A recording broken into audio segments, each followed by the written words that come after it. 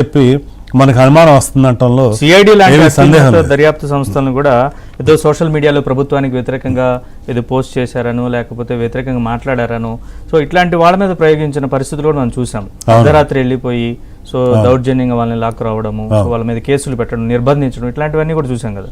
అవునండి. అంటే ఇవన్నీ కూడా చట్ట ప్రకారంగా చేస్తున్నారా ఒక్కసారి ఆలోచించుకోవాలి. మనం సాధారణంగానండి ఎప్పుడైనా కానీ నేను ఒకటి ఏం గమనిస్తానంటే ఎవరన్నా ఒక వ్యక్తిని జైల్లో పెట్టారనుకోండి, ఓహో అతను ఏం తప్పు చేశాడో అందుకని జైల్లో పెట్టారో అనుకునేవాళ్ళు.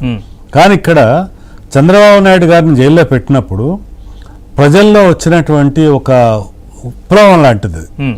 కేవలం వాళ్ళ రాష్ట్రంలోనే కాకుండా ఆంధ్రప్రదేశ్ రాష్ట్రంలోనే కానివ్వండి, ప్రపంచవ్యాప్తంగా ఉన్నటువంటి తెలుగు వాళ్ళు కానీ స్పందించిన తీరు, ఎక్కడ తెలుగు వాళ్ళు ఉన్నా అక్కడ వాళ్ళంతా కూడా స్పందించారు. అంటే ఏంటనమాట, ఎవరైతే అభివృద్ధి తీసుకొచ్చారో రాష్ట్రాన్ని, ఆ అభివృద్ధిలో తీసుకొచ్చాడంటే వ్యక్తి గురించి అతను చేసినటువంటి మంచిని అతను ఎక్కడున్నా కూడా వాళ్ళు గుర్తించుకుంటారంటానికి ఇదే ఉదాహరణ అండి. అదే కాకుండా నేను ఇక్కడ ఇంకో చిన్న ఉదాహరణ కంపేర్ చేస్తాను. అక్కినేని నాగేశ్వరరావు గారు ఒకప్పుడు దేవదాస్ అనేటువంటి ఒక చిత్రంలో నటించారు.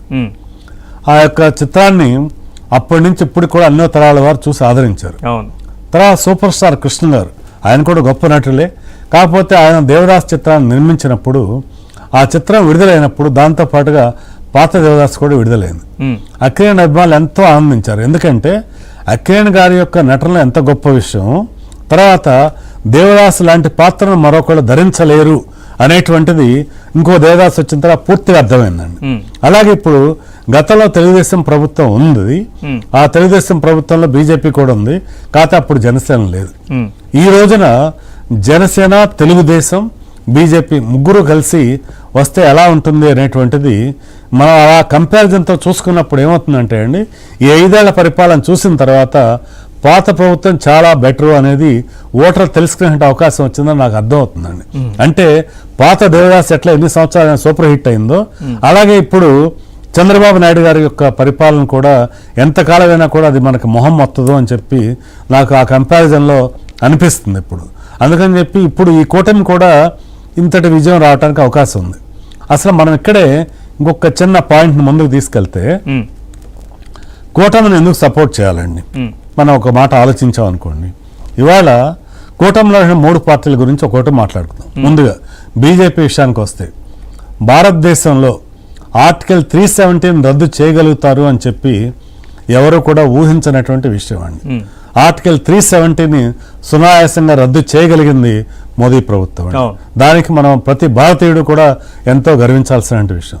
అలాగే వేరే ఎన్ని మాటలు మాట్లాడుకున్నా రామ్ మందిర్ నిర్మాణాన్ని సకాలంలో చేయటం కూడా ప్రతి హిందువు కూడా 500 ఏళ్ల కళని సాకారం చేసుకోవడం కూడా ప్రతి హిందువు కూడా ఆనందించాల్సిన విషయం. అలాగే ఇదే ప్రభుత్వం అలా కొనసాగేట్లయితే రేపు పొద్దున కేంద్రంలో కూడా పాక్ ఆక్యుపైడ్ కాశ్మీర్ కూడా భారతదేశానికి వచ్చి తీరుతుంది అని చెప్పి నేను చెప్తాను. దేశభక్తి ఉన్నటువంటి ఒక పౌరుడిగా నేనేం చెప్తానంటే మోదీ గారు మరోసారి ప్రధాని అయినప్పుడు ఖచ్చితంగా పాక్ ఆక్యుపైడ్ కాశ్మీర్ని కూడా భారతదేశానికి తీసుకొచ్చేటువంటి అవకాశం ఉందండి. ఆయన ఆర్టికల్ 370 రద్దు చేయటం అసాధ్యం అంటే దాన్ని సాధ్యం చేసి చూపించారు. 500 సంవత్సరాలుగా రామ మందిరం నిర్మించలేరనుకున్న దాన్ని నిర్మించి చూపించారు.